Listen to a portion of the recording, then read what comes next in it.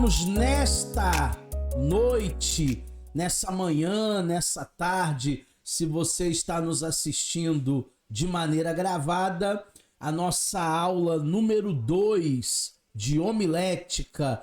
Eu sou o professor Eduardo Maciel e nesta noite nós estamos juntos aí com os nossos alunos dos nossos polos espalhados em todo o Brasil. Temos alunos também ao vivo de Queimados, a Jaqueline, o Jean, e essa aula ela vai ficar gravada na plataforma de estudos de cada um de vocês. Hoje, na nossa aula de número 2, nós estaremos estudando sobre homilética. Homilética, na primeira aula, que foi na semana passada, nós fizemos uma boa introdução e falamos com todo mundo que homilética é a arte da pregação. Hoje, mais uma vez, nós vamos falar sobre a arte da pregação. Obviamente, como eu falei na semana passada, não é puramente uma técnica, mas nós precisamos aprender a fazer de melhor maneira, da melhor maneira possível, né? A palavra diz lá em Oséias que o povo sofre porque falta o conhecimento. Quanto mais conhecimento nós adquirirmos, melhor será a nossa pregação. Nosso assunto de hoje, a homilética na história da pregação. Nós vamos falar sobre os pais da igreja e vamos falar também sobre os reformadores, pessoas aí que marcaram uma trajetória de conquistas, uma trajetória para que a Bíblia chegasse até nós, tanto os reformadores como também os pais da igreja. E eu quero falar com vocês sobre os pais da igreja, iniciando essa história da homilética. Podemos falar sobre o primeiro pai da igreja, que foi o João Crisóstomo, chamado de Boca de Ouro.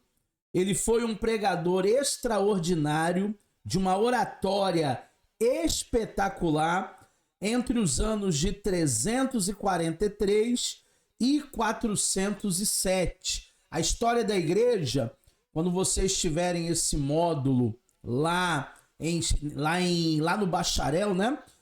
O nosso segundo nível, vocês vão estudar dois períodos. O período da patrística e o período da escolástica. Esse período dos pais da igreja é o período da patrística. E muitos homens de Deus, chamados assim pais da igreja, eles fundamentaram a fé cristã. Já a partir do segundo, terceiro, quarto século, foram homens aí que contribuíram e muito para a teologia cristã. Um outro homem é o Ambrósio de Milão. Ele foi um ardoso pregador do terceiro século e ele foi considerado pai da fé de Agostinho de Hipona. Ele nasceu em 370 depois de Cristo e ele morreu em 397, já pertinho aí do início do século V. Ambrósio de Milão, ele tinha uma pregação, uma oratória, uma retórica tão boa que Agostinho de Hipona, um dos maiores teólogos da igreja, ele não vai a Milão para ouvir pregações, nem crente ele era. Ele foi para ouvir, para aprender sobre oratória, para aprender sobre discurso, sobre homilética, mas não homilética de pregar, mas dialética, né? O poder do discurso, o poder da persuasão. Só que chegando lá, Ambrósio de Milão estava pregando a palavra de Deus. E Agostinho ficou tão encantado, tão hipnotizado por aquela palavra que ele estava recebendo, que ele não resistiu. Ele acabou também entregando a sua vida para o Senhor Jesus, e a partir daí ele se tornou o maior expoente na história teológica da igreja, se tornou um dos pais da fé. Olha ele aí, ó, Agostinho de Hipona, sem dúvida, um dos mais proficientes mestres, ensinadores da igreja do século III. Ele viveu aproximadamente entre 354 a 430 depois de Cristo, e além dos livros de teologia, aonde ele é o mais conhecido, ele também tem 360 sermões pregados na história do cristianismo. Então, sem dúvida, a contribuição de Agostinho de Hipona, ela foi ímpar, e ela foi, de fato, né, muito contribuída pelo Ambrósio de Milão, que foi aí considerado o seu mestre, né, o seu didata, aquele homem que tinha poder de eloquência, poder ali de oratória, poder ali de dialética. Então, Agostinho ficou impressionado com aquele homem, com aquele discurso, e ele se rendeu a Deus. Vamos falar também nessa história, agora saltando lá para o século XIII, XIV, XV, sobre os reformadores. A gente vai dar um salto aí de mais ou menos 10, 12 séculos.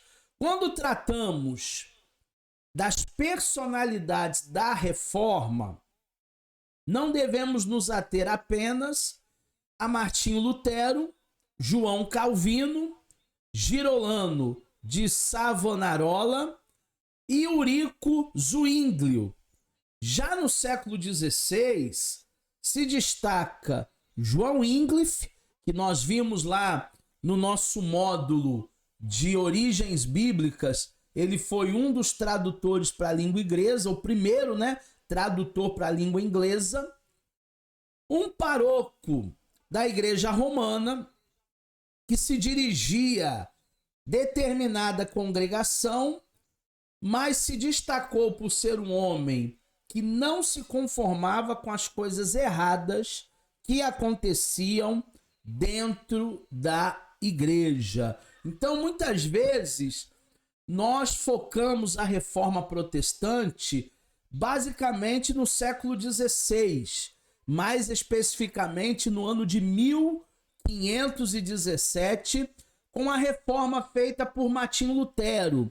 Só que existiram outros reformadores antes de Lutero que não concordavam com as coisas erradas que a igreja romana estava pregando, estava fazendo, e existiram outros reformadores depois também de Lutero. Então, é necessário olhar para o fenômeno reforma protestante não como um evento isolado apenas de Lutero, Calvino e Zwinglio, mas como um evento que começa pelo menos 4 séculos antes da reforma propriamente dita, por esses homens que não se conformavam de ver a igreja perdida da maneira que está. Porque aquilo que eles liam na Bíblia era uma coisa, e aquilo que a igreja romana fazia era uma outra coisa. Esses homens inconformados foram usados por Deus para a grande reforma protestante. Foi um inimigo implacável do papismo e do clero romano.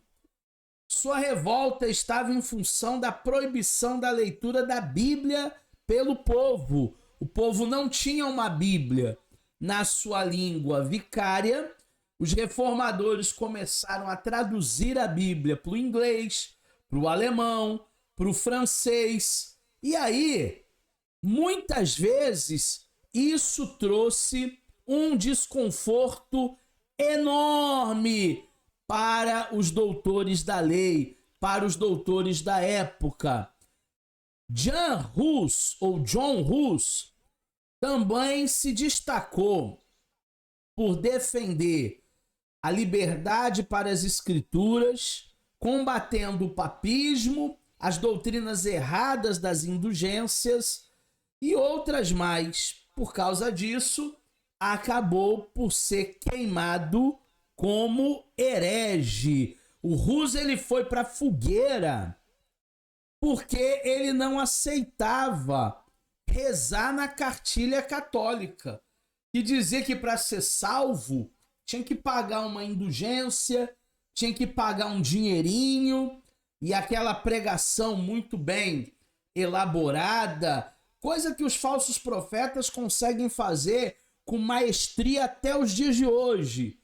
Os falsos profetas, eles têm essa habilidade de homilética, de convencimento, de oratória. Os falsos profetas, eles nadam de braçada no quesito convencimento, no quesito persuasão.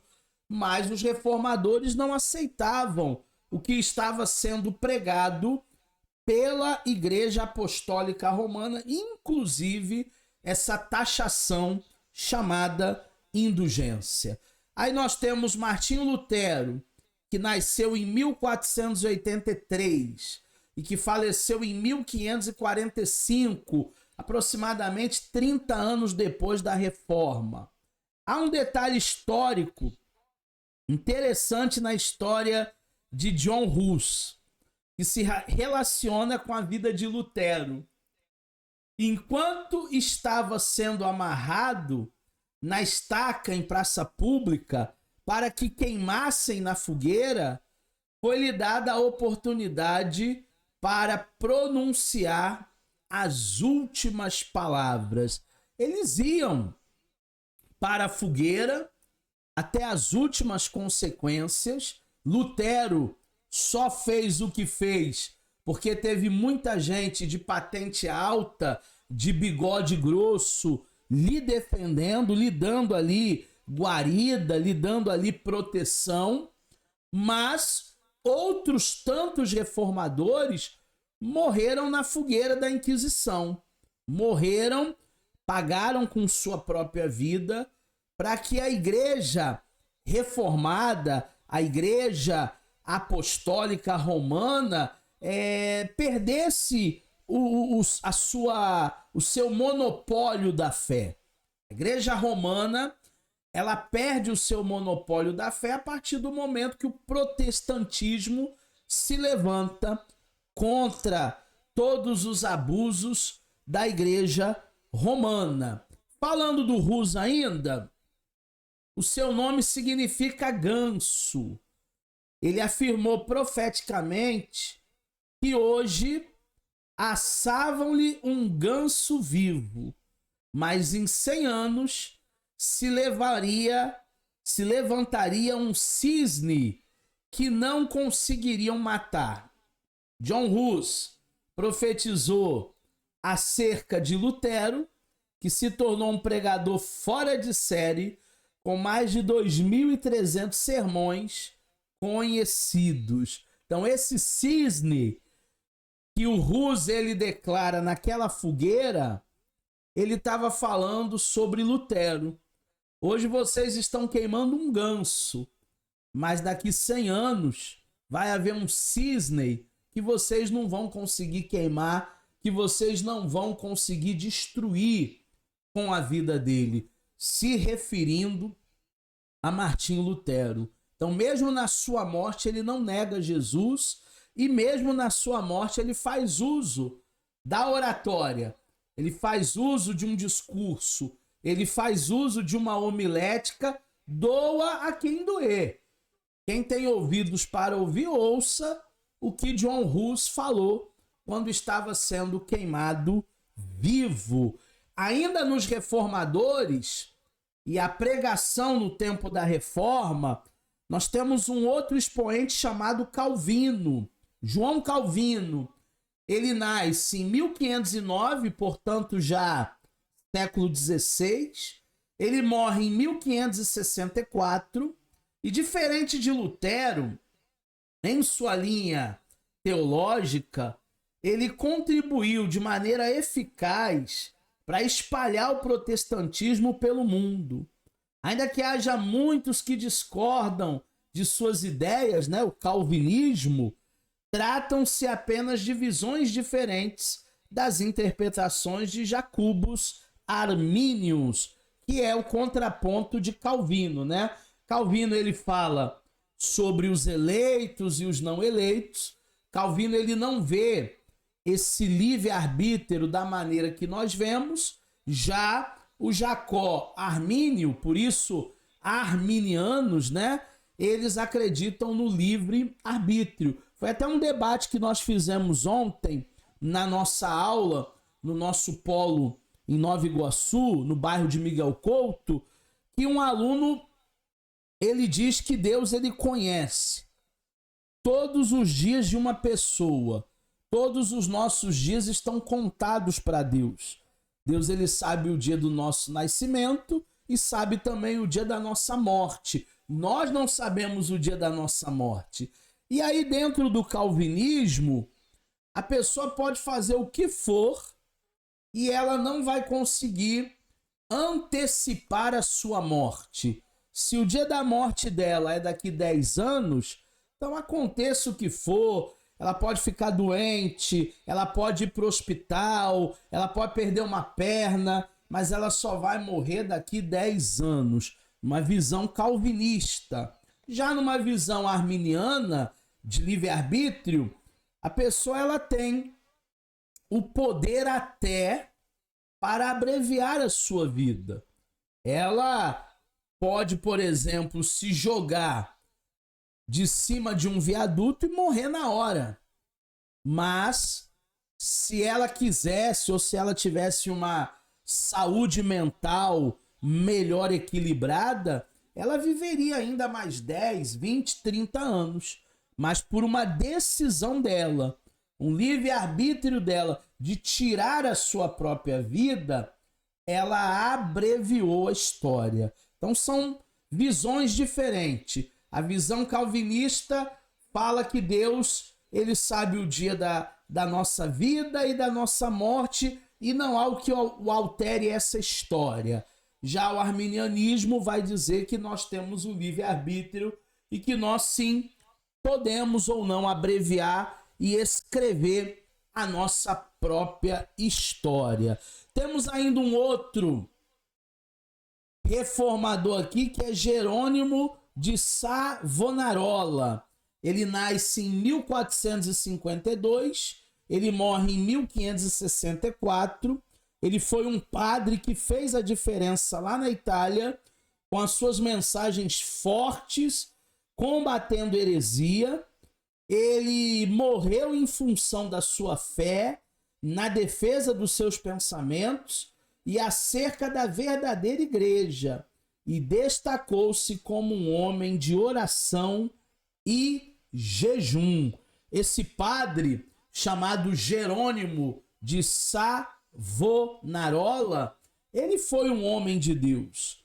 Mesmo não sendo protestante, não sendo um pastor, mas ele não compactuava com aquilo que era disseminado, ensinado pela Igreja Apostólica Romana. Temos ainda na Suíça o Zwinglio, Ulrico Zwinglio. Nasceu em 1483, morreu em 1532. Muitos não sabem, mas o pensamento pentecostal tem muito mais a ver com o pensamento de Zwinglio do que com o pensamento de Calvino, ou de Armínio, ou do próprio Lutero.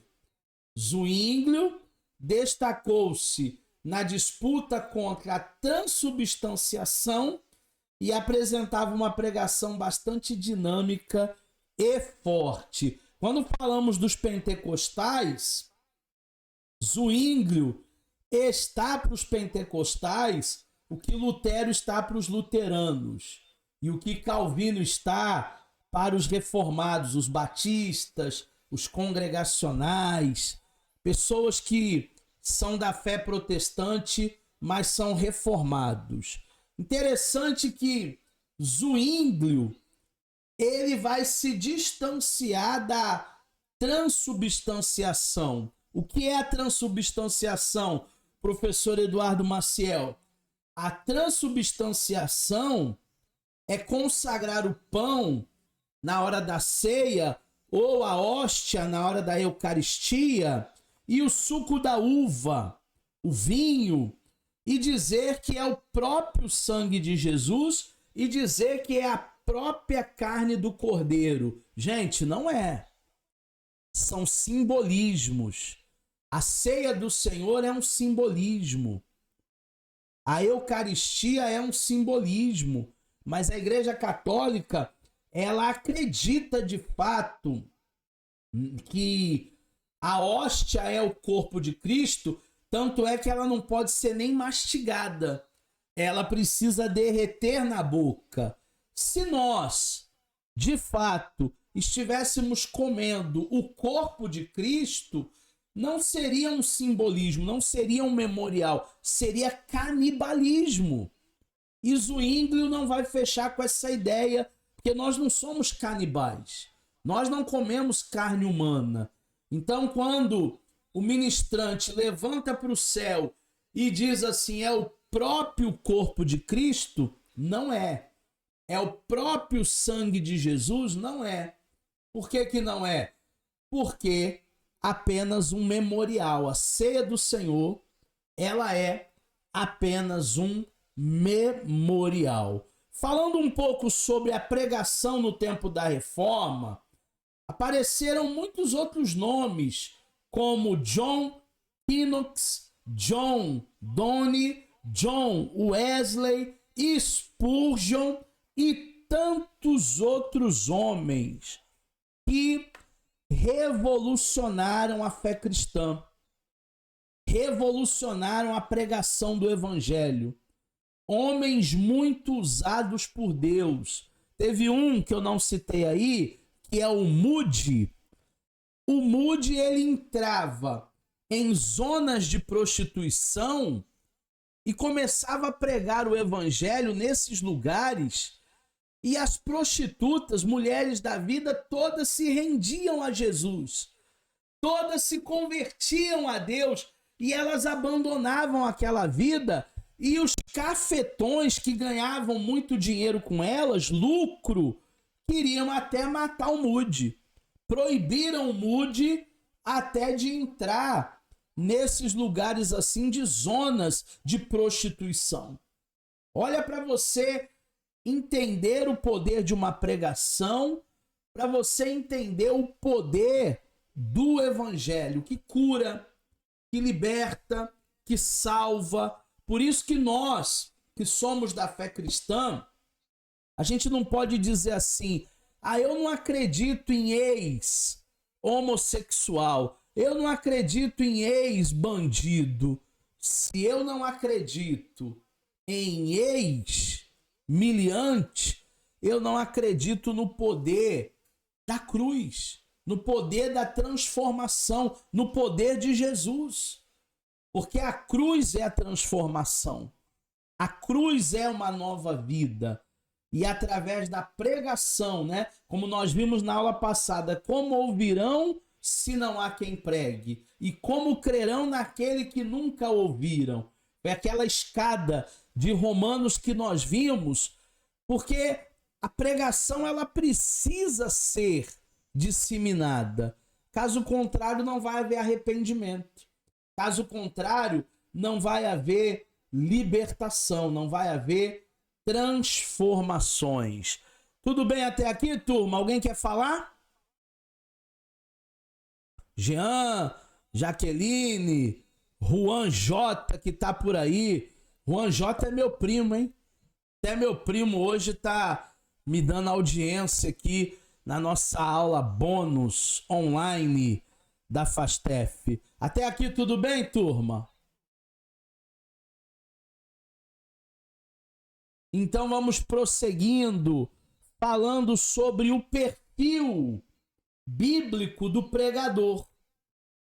O termo perfil designa um conjunto de traços psicológicos ou habilidades que tornam o pregador apto para a responsabilidade de pregar a palavra de Deus. Lembra semana passada que eu falei que não é só habilidade, não é só a técnica, tem que ter uma vida no altar, tem que ter um testemunho.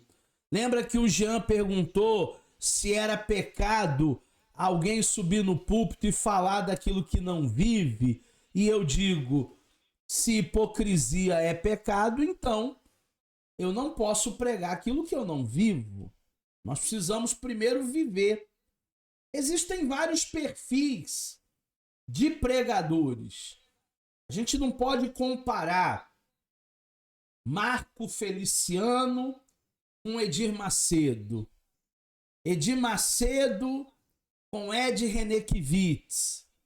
Ed Renekiewicz com R.R. Soares. São perfis de pregadores. Cada pregador tem o seu perfil. Quando falamos em perfil, falamos em particularidades, falamos em habilidades. Ninguém é igual a ninguém. Porque às vezes alguém quer fazer como o Cláudio Duarte faz. Mas não sendo o Cláudio Duarte, vai se tornar algo muito genérico. Vai se tornar algo muito... Como a gente pode dizer quando algo não é natural? Artificial. Às vezes até o original já é ruim, imagina o artificial. Então o pregador ele não precisa imitar ninguém. Ah, eu quero ser igual ao pregador X, Y, Z. Não! Você tem a sua autenticidade. Você tem o seu perfil. Existem algumas palavras que revelam para nós o perfil do pregador. No grego nós temos kyrios, que significa arauto, mensageiro, proclamador. Nós temos a segunda palavra grega, presbeu, que significa um embaixador. A terceira palavra grega, lalia ou laléu, falar, pregar. Nós temos a quarta palavra grega, que é didáscalos, que é um mestre, um ensinador, alguém que tem um ensino mais aprofundado, alguém que tem um ensino mais coeso. E nós temos o apóstolo, que é um enviado, que é um mensageiro com uma missão, que é talvez aí um evangelista, um missionário. Então essas palavras gregas, elas mostram para nós um perfil de pregador. Nem todos serão evangelistas, nem todos serão apóstolos, nem todos serão mestres, doutores. Eu tenho até um curso que eu gravei. Essa semana deve entrar em promoção esse curso. Fica ligado.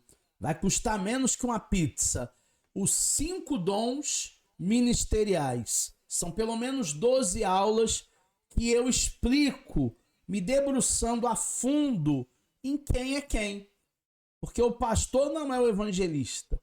O evangelista não é o mestre. O mestre não é o apóstolo e o apóstolo não é o profeta. E o que diferencia cada um desses dons ministeriais?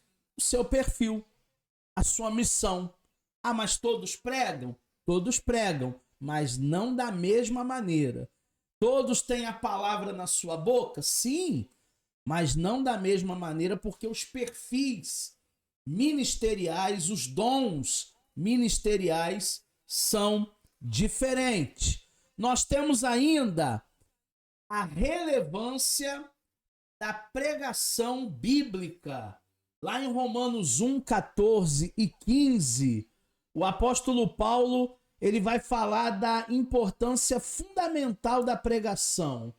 Quando ele afirma assim: eu sou devedor, tanto a gregos como a bárbaros, tanto a sábios como a ignorantes, e assim, quanto está em mim, estou pronto para também vos anunciar o evangelho, a vós que estáis em Roma, porque não me envergonho do evangelho de Cristo, pois é o poder de Deus para a salvação de todo aquele que crê, primeiro para o judeu e também para o grego. Ele começa o texto falando: eu sou devedor, tanto de sábios como de ignorantes, tanto de gregos como de bárbaros. O que Paulo está falando nesse texto é sobre a relevância da pregação da palavra. A palavra precisa ser pregada para todo mundo. A palavra precisa ser pregada em todo tempo e fora de tempo. A palavra precisa ser pregada para branco, negro, marmeluco, índio, indígena, sem terra, estrangeiro, grego, romano, italiano, francês. A palavra ela precisa ser anunciada. A pregação do evangelho precisa chegar nos 4 cantos do mundo para que Jesus volte para buscar a sua igreja. Então, nós somos devedores. Se a ordem do Senhor é: ide por todo mundo e pregai o evangelho a toda criatura, nós não podemos estar em débito.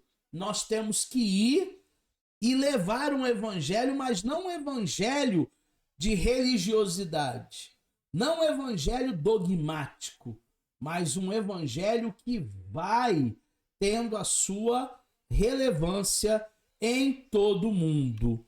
A missão do pregador é aquele que é vocacionado para pregar, deve dar o melhor de si em termos de preparação, no desempenho da sua tarefa, que é pregar a palavra, porque nunca deixei de vos anunciar todo o conselho de Deus.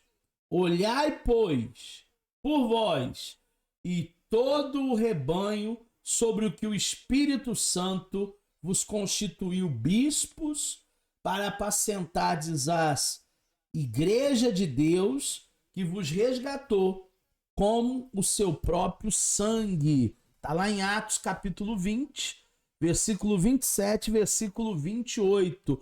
Qual é a missão que nós que somos pregadores nós temos?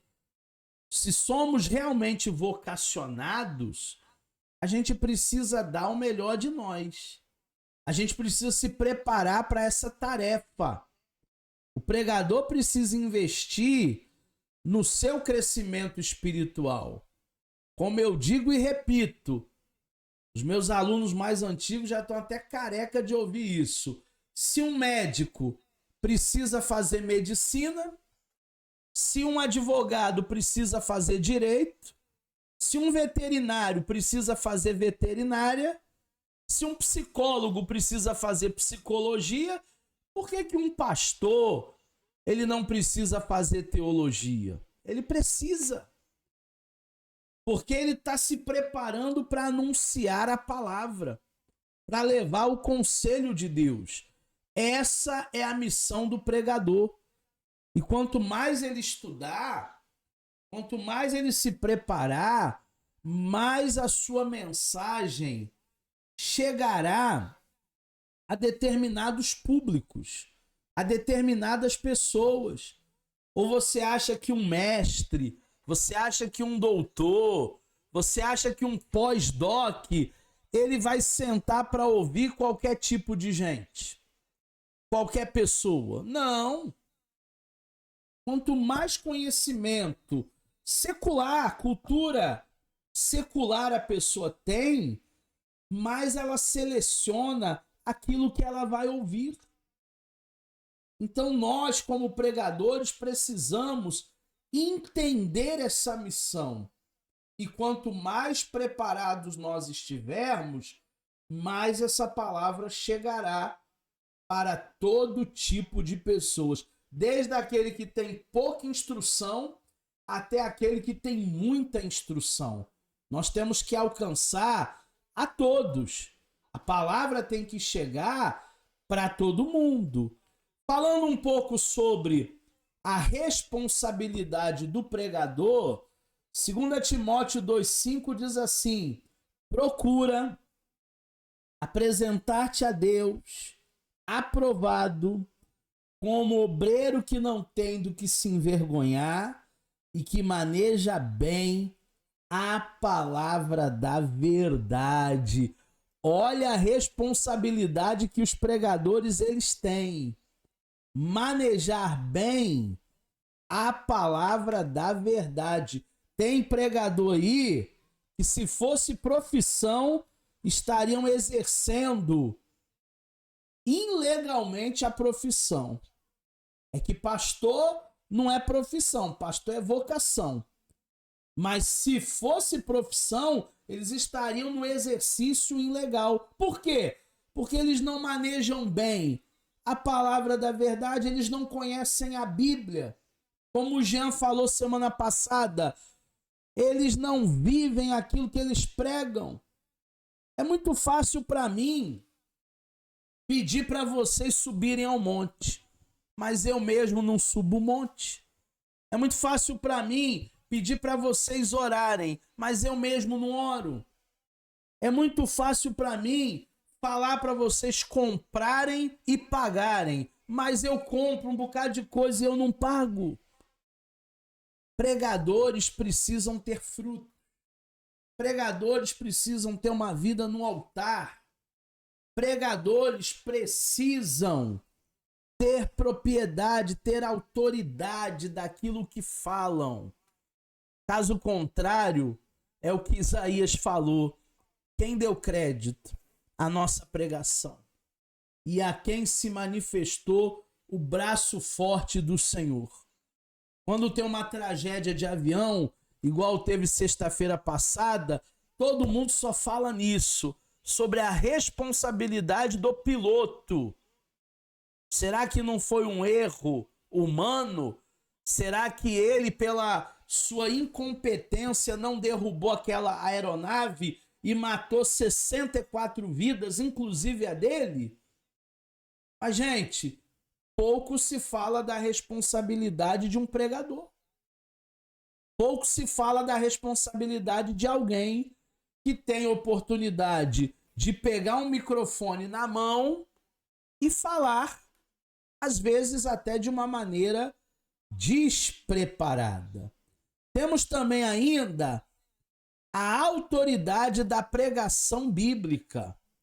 O significado da autoridade espiritual na pregação bíblica. Autoridade é um termo que vem do grego eusousia, prefixo é oriundo de outra palavra que é exeste, ou aquilo que é possível, permitido, concedido. Deixa eu até abrir um pouquinho mais aqui, para não cortar nenhuma parte do slide. Aí, agora ficou bom, hein? Então é isso. Aquilo que é possível, permitido ou concedido. A autoridade espiritual para se pregar, para se falar de um determinado tema, de uma determinada coisa. É interessante a gente entender que está implícita na autoridade do pregador a liberdade irrestrita para pregar. Ele tem liberdade, porque onde há o Espírito há liberdade. Evidentemente, isso não significa uma liberdade sem limites, pois a pregação deve estar contida no seu assunto. Tem pregador que fala, tudo menos o que ele leu na Bíblia. Tudo menos o que é a proposta daquele culto. Se aquele culto tem uma proposta de libertação, eu preciso falar em cima do tema libertação. Se aquele culto tem uma proposta de falar sobre família, é um culto de casais, eu tenho que falar tudo relacionado à família. Tem pregadores que não fazem isso, parece que não entendem a sua audiência, parece que não entendem a igreja onde eles estão, parece que não entendem onde eles estão ali ministrando. Em suma, a autoridade do pregador, do ponto de vista espiritual, não vem de seu intelecto, não vem de seu raciocínio, não vem da sua persuasão, mas ela vem de Deus. Tudo aquilo que eu vou falar, antes de eu falar, eu preciso buscar a Deus e perguntar para Deus: Senhor, é isso mesmo que o Senhor quer que eu ministre? Existem pessoas que são contra o esboço. Na próxima aula eu vou ensinar vocês a fazerem um esboço de pregação. Nós vamos falar sobre a estruturação do sermão na quinta-feira que vem, nesse mesmo horário, 7h30 da noite. Tem gente que é contra. Eu não vou usar esboço porque eu estou engessando o Espírito Santo. Ninguém engessa o Espírito Santo. O Espírito Santo, ele fala aquilo que ele quiser e não é o esboço que vai nos segurar. A importância do esboço é ser um GPS, é ser um mapa, para a gente não se perder em várias temáticas. Mas aquilo que o Espírito Santo, em suma, vai tratar com a igreja, vai falar com a igreja através de nós, nós iremos falar.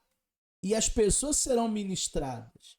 E as pessoas serão abençoadas.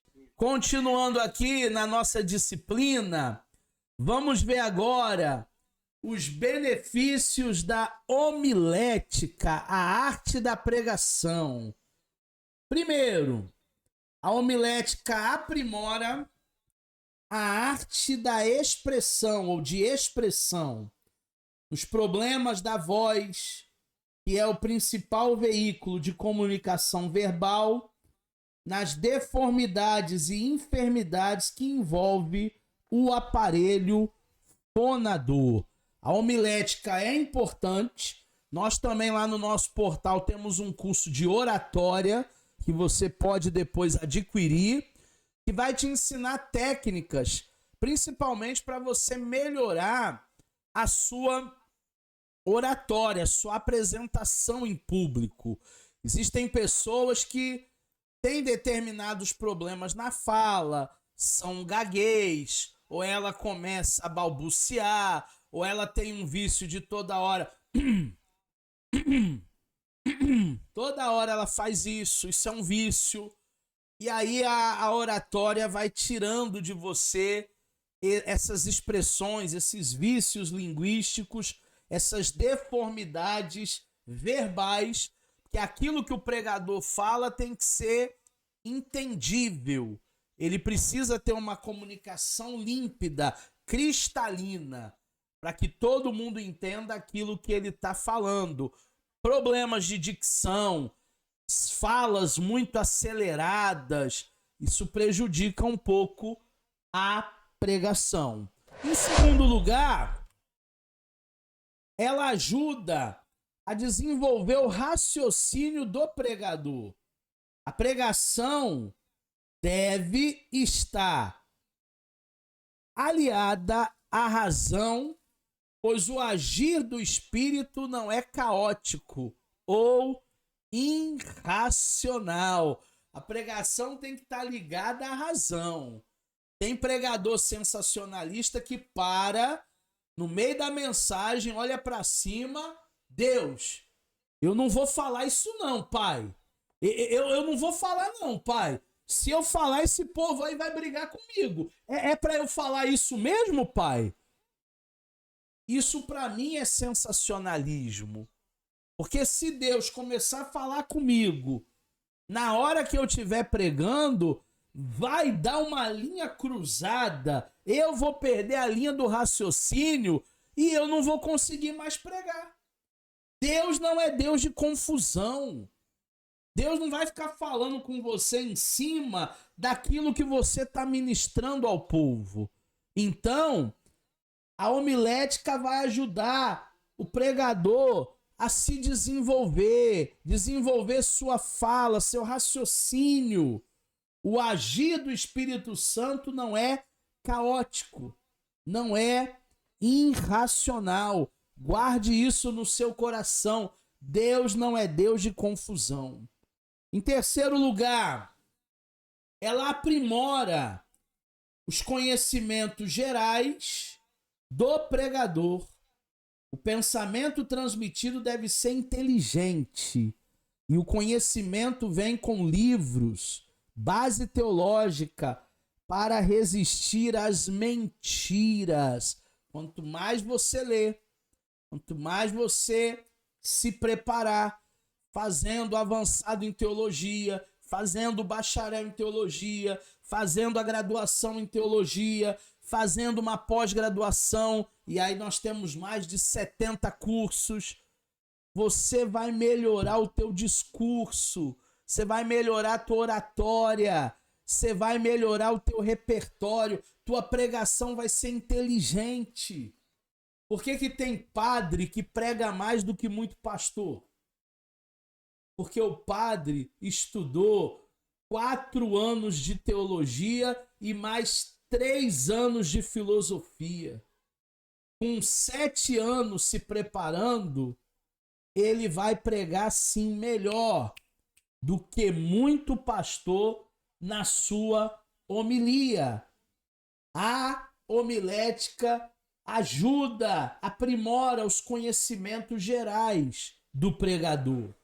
Em quarto lugar, ela aprimora a expressão corporal do pregador.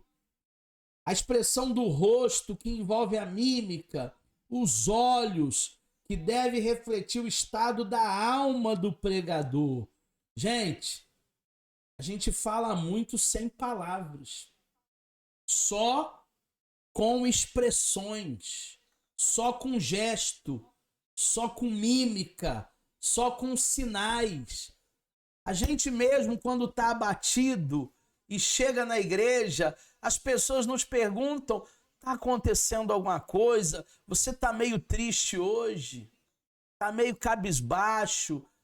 Chateado? É importante que a homilética nos dê ferramentas para a gente aprimorar a expressão corporal, porque o corpo ele fala e fala muito. Milhões de palavras são ditas sem a gente abrir a boca. E a homilética, também a oratória, nos ajuda a melhorarmos a nossa postura diante do povo. A gesticulação, a voz, as atitudes e gestos influenciam sobre aqueles que nos ouvem. Mais uma vez eu vou falar sobre Isaías.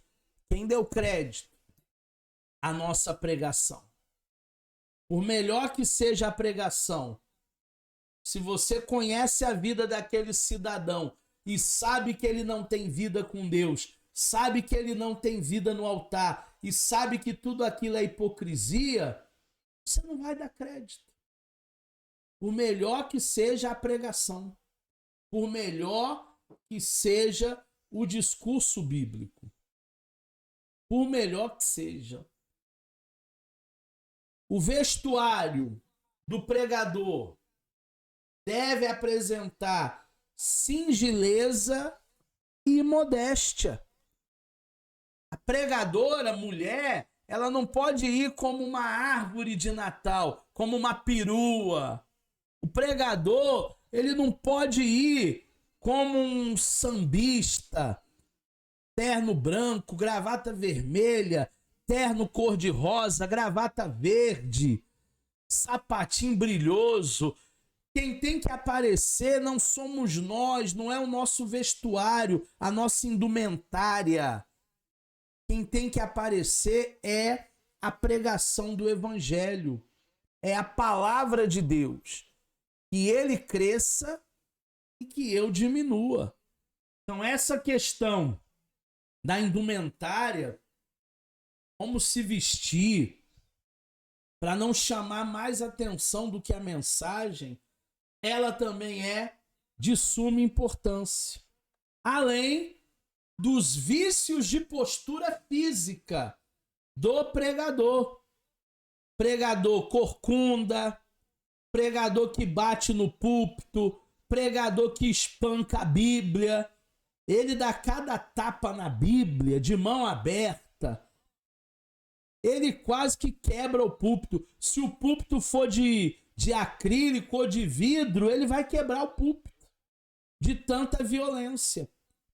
Então precisa ele ter também noção dessa postura para que ele não caia em um vício de postura. E em quinto lugar, a gente já está na reta final da nossa aula de hoje já.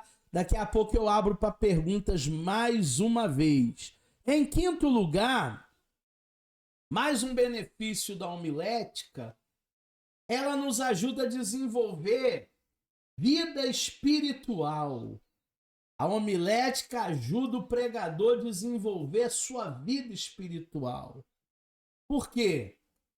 Porque ele vai preparar a mensagem, ele não vai se envolver apenas em aspectos técnicos, mas ele vai se preparar espiritualmente, ele vai orar, ele vai falar com Deus, ele vai jejuar, ele vai pedir uma palavra para o próximo domingo. A vida devocional do pregador é fundamental. Fundamental termos uma vida com Deus, termos uma vida no altar.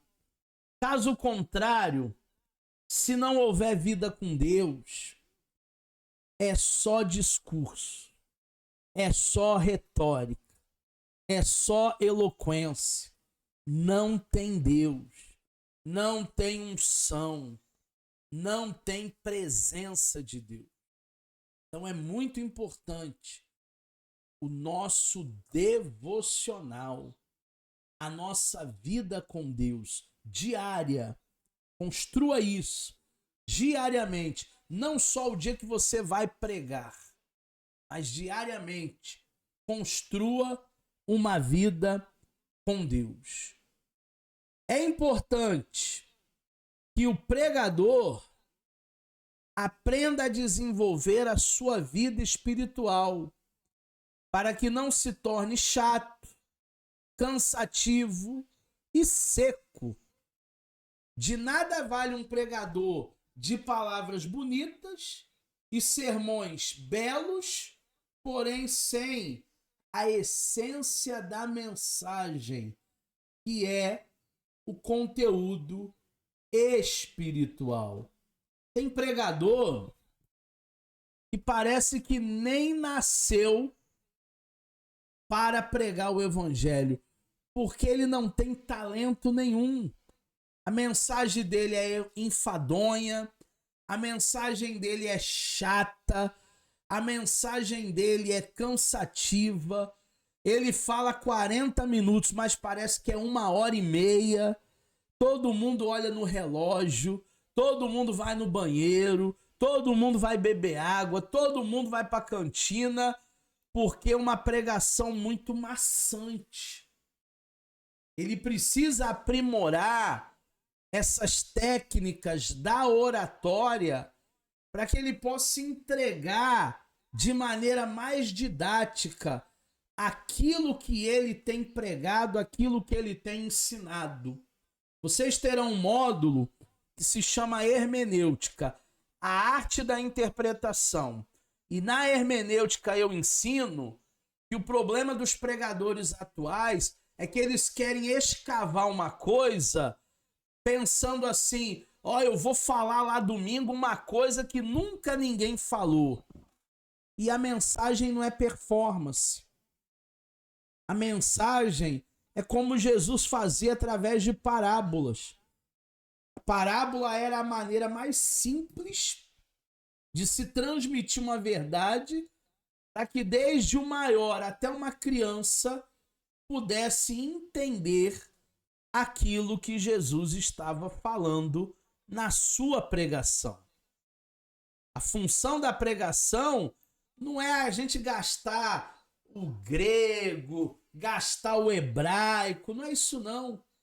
A função da pregação é que todos entendam uma verdade central do evangelho, uma temática que está sendo ministrada e que todos saiam fortalecidos, cheios de Deus, para passar uma semana aí de bênçãos e de vitória, alimentados por essa palavra.